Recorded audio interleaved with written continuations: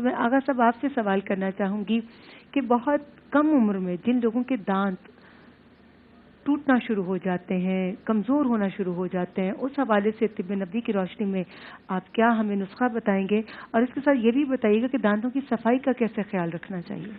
بسم اللہ الرحمن الرحیم۔ تمام حمد و ستائش اس اللہ کے لیے ہے کہ جس کے سوا کوئی دوسرا خدا نہیں ہے۔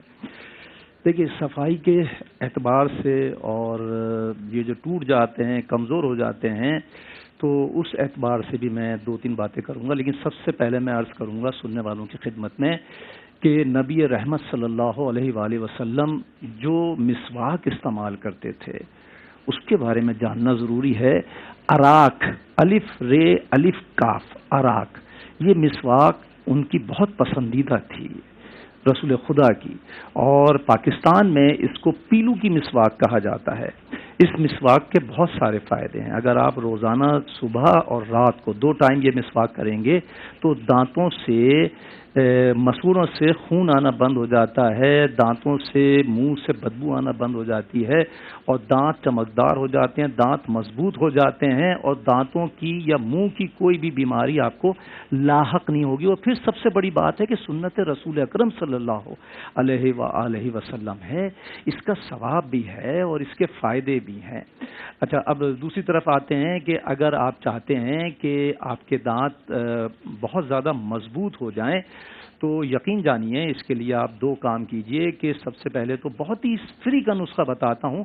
آم کے درخت سے کچھ پتے لے لیجئے اور پتوں کو دھو لیجئے، دھونے کے بعد پتوں کو چبائیے تھوکیے 3-4 پتوں کو روزانہ صبح کے ٹائم یا شام کے ٹائم یا دوپہر کے ٹائم، کسی بھی ٹائم چبائیے تھوکیے۔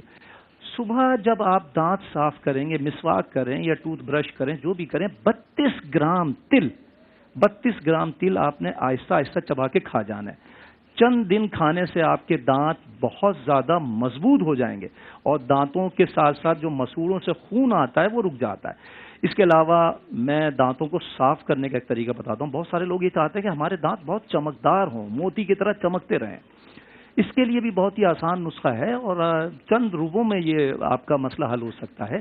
آپ لیمو لے لیجئے، اس کو دھوپ میں سکھا لیجئے، 4-5-6 لیمو کو دھوپ میں سکھا لیجئے۔ سکھانے کے بعد جب وہ بالکل کڑک ہو جائیں اس کا پاؤڈر بنا لیجئے۔